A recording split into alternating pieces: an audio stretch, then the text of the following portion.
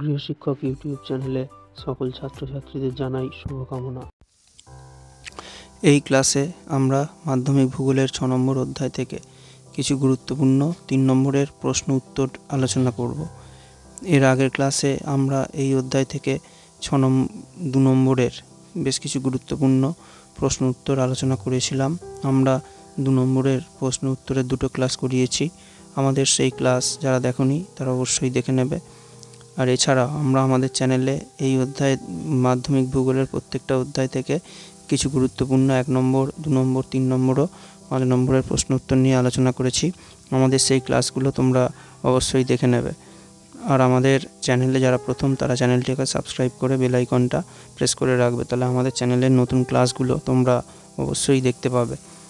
তাহলে আজ আমাদের আলোচনার প্রথম প্রশ্ন সেটা হচ্ছে যে উপগ্রহের চিত্রের 3টি ব্যবহার লেখো বা আলোচনা করে। এই প্রশ্নটা মাধ্যমিকে 2017 এসেছিল। আচ্ছা, আর একটা কথা তোমাদের বলে রাখা দরকার যে তোমরা কিন্তু এই অধ্যায় থেকে মাধ্যমিকে বা তোমাদের টেস্ট পরীক্ষায় একটা 3 নম্বরের প্রশ্ন অবশ্যই কমন পাবে, ঠিক আছে? এখান থেকে একটা প্রশ্ন থাকবেই, সেজন্য এইখান থেকে 3 নম্বরের প্রশ্নগুলো তোমরা প্রত্যেকটাই খুব ভালোভাবে তৈরি করবে। তাহলে তোমরা একটা 3 নম্বর কিন্তু একদম নিশ্চিতভাবেই লিখতে পারবে, ঠিক আছে? তাহলে এখানে যেটা বলতে হবে সেটা হচ্ছে যে উপগ্রহ চিত্রের ব্যবহার বলেছে, তাই তো? তাহলে কী কী কাজে লাগে এটা প্রথমে যেটা বলতে হবে সেটা হচ্ছে যে ভূমির ব্যবহার। শহর ও গ্রামাঞ্চলে নানাভাবে ভূমি ব্যবহার ও সময়ের সঙ্গে সঙ্গে তার পরিবর্তন বিশ্লেষণে উপগ্রহ চিত্র খুব প্রয়োজন আর কি, ঠিক আছে? ভূমি কীভাবে ব্যবহার হচ্ছে এবং সময়ের সাথে সাথে সেটা কীভাবে পরিবর্তন হচ্ছে সেটা বিশ্লেষণটা সেটার ব্যাখ্যাটা কিন্তু উপগ্রহ চিত্রে পাওয়া যায়। আর এরপরে কি হয়, এরপরে যেটা হয় সেটা হচ্ছে যে এখানে পরিবহন ও যোগাযোগ ব্যবস্থা, জিপিএস প্রযুক্তি ব্যবহার পরিবহন ও যোগাযোগ ব্যবস্থার ক্ষেত্রে এটা একটা খুব গুরুত্বপূর্ণ ঘটনা, ঠিক আছে? আমরা এখন মোবাইলে ম্যাপ দেখে অনেক কোথাও চলে যেতে পারি অজানা জায়গায়, ঠিক আছে? আর হচ্ছে যে মানচিত্র প্রস্তুত করা হয় উপগ্রহ চিত্র দ্বারা। অক্ষাংশ দ্রাঘিমাংশ অঞ্চলের নির্দিষ্ট অক্ষাংশ দ্রাঘিমাংশ যেসব জায়গায় পাওয়া যায় সেখানে আর্থসামাজিক সাংস্কৃতিক মানচিত্র কিন্তু তৈরি করা হয়। যেমন ভূবৈচিত্র্য সূচক মানচিত্রে নির্ভুলভাবে প্রস্তুত করা হয় কোন ম্যাপ, এটা হচ্ছে যে থিমেটিক ম্যাপ, এটা তৈরি করা যায়, ঠিক আছে? এটা একটা বলা যেতে পারে। আর কোনো আবহাওয়ার কোনো খারাপ খবর, বন্যা, খরা, ঘূর্ণিঝড় এগুলোর কিন্তু পূর্বাভাস এগুলো অবশ্যই উপগ্রহ চিত্রের সাহায্যে জানা যায়। আর সম্পদ সমীক্ষা, কৃষিজমি, ভৌমজলের অবস্থান কোথায় আছে, সমুদ্রে কোথায় মাছের ঝাঁক আছে, এইগুলো সবই কিন্তু উপগ্রহ চিত্রের সাহায্যে নির্ভুলভাবে জানা যায়। এগুলো ভালোভাবে তোমরা পড়ে রাখবে এই বিষয়ে। আর অবশ্যই কিন্তু পয়েন্ট করে লিখবে। এই 3 নম্বরের প্রশ্নগুলো যখন লিখবে অবশ্যই পয়েন্ট করে লিখবে, ঠিক আছে? এরপরের প্রশ্ন হচ্ছে যে জিওস্টেশনারি বা ভূসমলয় ও সানসিনক্রোনাস বা সূর্য সমলয় উপগ্রহের পার্থক্য কী? এটা মাধ্যমিকে 2020-তে এসেছিল। খুব ভালোভাবে এই প্রশ্নটাও পড়বে, ঠিক আছে? তাহলে এখানে যেটা বলতে হবে সেটা কি হবে, যে প্রথমে তো কোনটা কিভাবে করে কোনটাকে কি বলে সেটা একটা সংজ্ঞার মতো একটা তোমরা আগে পয়েন্ট লিখে নেবে। এই সংজ্ঞাটা আগে বলে দেবে কোনটাকে কি বলে, সেটা একটা হয়ে যাবে। তারপরে এবার কোনটা কীরকম সেই রকম একটা কিন্তু লিখতে হবে, ঠিক আছে? তাহলে এইভাবে উত্তরটা সাজাতে হবে তোমাদের, ঠিক আছে?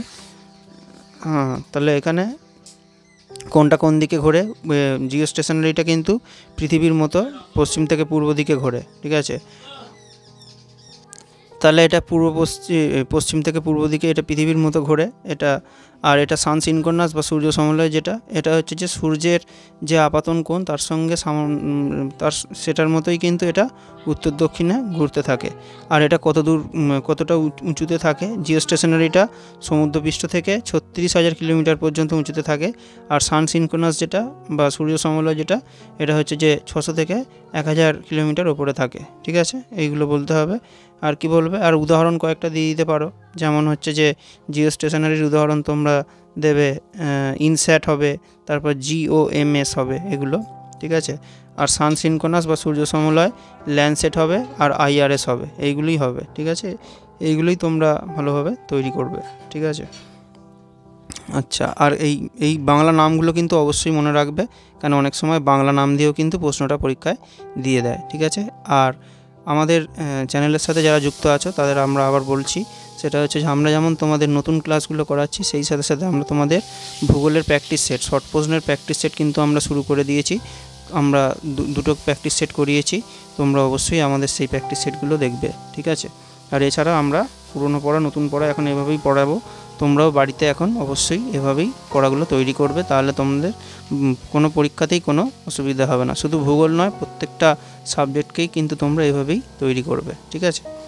আচ্ছা, এরপরে যেটা আছে সেটা কি, সেটা হচ্ছে যে দূরসংবেদ ব্যবস্থার সুবিধা ও অসুবিধাগুলো উল্লেখ করো। এটা তাহলে এখানে যে প্রথমে সুবিধা, এর সুবিধাগুলো কি, এটা খুব কম সময় অনেক বিস্তীর্ণ আর দুর্গম অঞ্চল যেখানে সেই সমস্ত জায়গার তথ্য কিন্তু দূরসংবেদের মাধ্যমে পাওয়া যায়, এটা একটা হবে।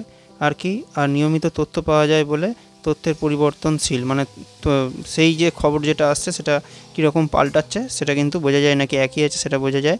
আর এর মাধ্যমে যে তথ্য পাওয়া যায় সেটা মানে বাস্তবের সাথে কতটা তার সম্পর্ক আছে, এবং সংগৃহীত ডিজিটাল তথ্য কম্পিউটারের মাধ্যমে সেটাকে ভালোভাবে বোঝা যায়, ঠিক আছে। এইগুলো হচ্ছে যে সুবিধা এইগুলোই তোমরা এইভাবেই বলবে বা পড়বে। এবার এরপরে হচ্ছে যে অসুবিধাগুলো কি কি। অসুবিধা হচ্ছে যে এটা অত্যন্ত উন্নত প্রযুক্তি ও বিজ্ঞান নির্ভর, এটা একটা অবশ্যই এখানে খুব ভালো প্রযুক্তির প্রয়োজন এবং বিজ্ঞানের ব্যবহার হয় এখানে। আর কি, আর ছোট অঞ্চলের ছোট ছোট তথ্য অনেক সময় পাওয়া যায় না, ছোট ছোট যেসব তথ্য প্রয়োজন সেগুলো পাওয়া যায় না। আর এটা অনেক খরচ হয়, ব্যয় সাপেক্ষ একটা এটা ব্যবস্থা, এগুলো হবে অসুবিধা, ঠিক আছে। তাহলে তোমরা কিন্তু এগুলো বুঝে নিয়ে নিজেদের মতো লিখবে, তাহলেই কিন্তু তোমরা পরীক্ষায় নম্বর অবশ্যই পাবে। তোমরা যদি ঠিকভাবে লিখতে পারো, যেমনভাবে নিজেদের মতো বুঝিয়ে স্যারেদেরকে যদি তোমরা বোঝাতে পারো, তাহলেই কিন্তু নম্বর পাবে, ঠিক আছে। আর এর পরের প্রশ্ন যেটা আছে যে দূরসংবেদ ব্যবস্থার গুরুত্ব আলোচনা করো, এটা মাধ্যমিকে 23-এ এসেছে, এটাও ভালোভাবে পড়বে। তাহলে দূরসংবেদ ব্যবস্থার গুরুত্ব, তাহলে এটা কি হবে, এটা কিন্তু আগে আমরা যেটা দেখলাম ওখানের সাথে এর কিন্তু কিছুটা মিল থাকবে, ঠিক আছে। যেমন এখানে কি করা হয়, এটা হচ্ছে যে ওই সুবিধা যেগুলো আমরা দেখেছি ওর সাথে এটা কিন্তু অবশ্যই কিছুটা মিল থাকবে, ঠিক আছে। এখানে ওই বাস্তবসম্মত তথ্য, মানে বস্তু উপাদান সম্পর্কে যে তথ্য পাওয়া যায় বাস্তবে সেটা ঠিক না ভুল সেটা অবশ্যই বোঝা যায়। আর প্রকৃতির প্রতিকূলতার জন্য যেসব দুর্গম অঞ্চলে জরিপের মাধ্যমে সমীক্ষা চালানো, মানে সেখানে যাওয়া সম্ভব হয় না, যেসব অঞ্চলে কোনো খবর নেওয়া যায় না, সেখানেও কিন্তু খবরগুলো এর মাধ্যমে পাওয়া যায়। আর খরা, বন্যা, ভূমিকম্প, অগ্ন্যুৎপাত এসব প্রাকৃতিক দুর্যোগপূর্ণ অঞ্চলগুলোকে সহজেই বোঝা যায় এবং সেই অঞ্চলের মানচিত্র কিন্তু তৈরি করা যায়, এগুলো হবে, ঠিক আছে। আর আবহাওয়ার পরিবর্তনের পূর্বাভাস, আবহাওয়ার তাৎক্ষণিক যে পরিবর্তন হয় সেটা সহজেই ধরা পড়ে বলে আবহাওয়ার সঠিক পূর্বাভাস কিন্তু এর মধ্যে দিয়ে দেওয়া যায়, ঠিক আছে। পরের ক্লাসে আমরা তোমাদের এই অধ্যায় থেকে আরও কিছু গুরুত্বপূর্ণ প্রশ্ন উত্তর নিয়ে আলোচনা করব।